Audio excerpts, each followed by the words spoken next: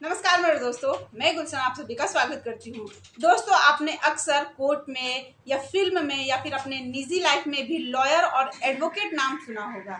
कई लोगों को यह गलतफहमी होती है कि लॉयर और एडवोकेट एक ही इंसान को कहा जाता है, जबकि ऐसा नहीं है। इन दोनों में बहुत कुछ डिफरेंस होता है। तो आज मैं अपने इस वीडियो के द्वारा इस गलतफहमी को पूरी तरह से क्लियर कर दूंगी कि लॉयर किसे कहते हैं, एडवोकेट किसे कहते हैं, इन दोनों के कार्य क्या होते हैं और इन दोनों में अंतर क्या क्या होता है। तो इसके लिए बस आप मेरे वीडियो में अंत तक बने रहें और साथ ही मेरे वीडियो को लाइक और चैनल को सब्सक्राइब जरूर कर लें। दोस्तों, सबसे पहले मैं आप सभी को बताऊंगी कि लॉयर किसे कहते हैं। तो लॉयर, जिसके और भी कई नाम होते हैं जैसे कि अटॉर्नी, सॉलिसिटर और एडवोकेट, और यह सभी जो होते हैं अपने अपने फील्ड के स्पेशलिस्ट होते हैं। लॉयर उस व्यक्ति को कहा जाता है जिसकी अभी भी वकालत यानी LLB की पढ़ाई चल रही है। पढ़ाई अभी चल रही है, इसलिए कोर्ट में केस लड़ने की इसे परमिशन नहीं होती।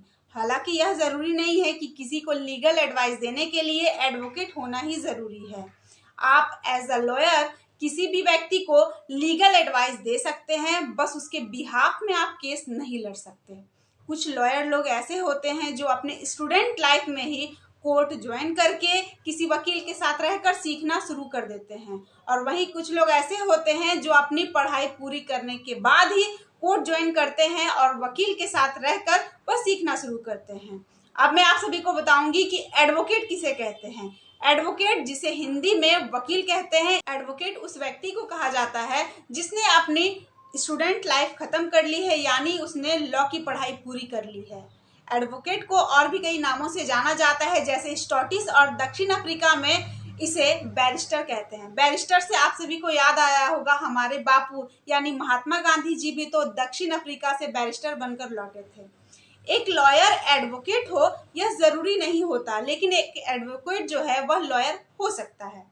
जब कोई व्यक्ति अपनी बातों को, आम आदमी जब अपनी बातों को कोर्ट में रखना चाहता है, तब ऐसे में एक एडवोकेट ही होता है जो उसकी मदद करता है, उनकी बातों को, उनके पक्ष को कोर्ट में रखता है, उनकी तरफ से केस लड़ता है।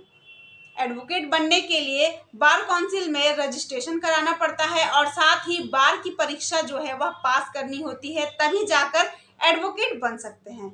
अब मैं आप सभी को इनके अंतर के बारे में बताऊंगी कि इन दोनों में अंतर क्या है। फर्स्ट, एक एडवोकेट लॉयर हो सकता है, लेकिन एक लॉयर एडवोकेट नहीं हो सकता। एडवोकेट लॉयर का एक कदम आगे का पद होता है, इसलिए एडवोकेट का दर्जा लॉयर से बड़ा होता है। सेकेंड, लॉयर वह व्यक्ति होता है जिसकी अभी भी LLB की पढ़ाई चल रही है। लॉयर शब्द बहुत ही प्रचलित शब्द है, जबकि एडवोकेट जो है वह मुख्य रूप से एक वकील होता है। थर्ड पॉइंट, एडवोकेट उस व्यक्ति को कहते हैं जो कोर्ट में अपने क्लाइंट के तरफ से पक्ष रखता है और साथ ही उसका प्रतिनिधित्व करता है, जबकि एक लॉयर जो है वह किसी को लीगल एडवाइस दे सकता है और साथ ही वह जनहित याचिका दाखिल कर सकता है। फोर्थ, एडवोकेट वर्ड का यूज अमेरिका में नहीं किया जाता, वहां पर उन्हें लॉयर ही कहा जाता है, लेकिन यह जो एडवोकेट वर्ड है यह मुख्य रूप से यूनाइटेड किंगडम और अन्य राष्ट्रमंडल देशों में किया जाता है। तो आज के लिए बस इतना ही। उम्मीद है कि आज के इस वीडियो से आप सभी लोग पूरी तरह से क्लियर हो गए होंगे कि लॉयर किसे कहते हैं और एडवोकेट किसे कहते हैं। धन्यवाद। जय हिंद, जय भारत।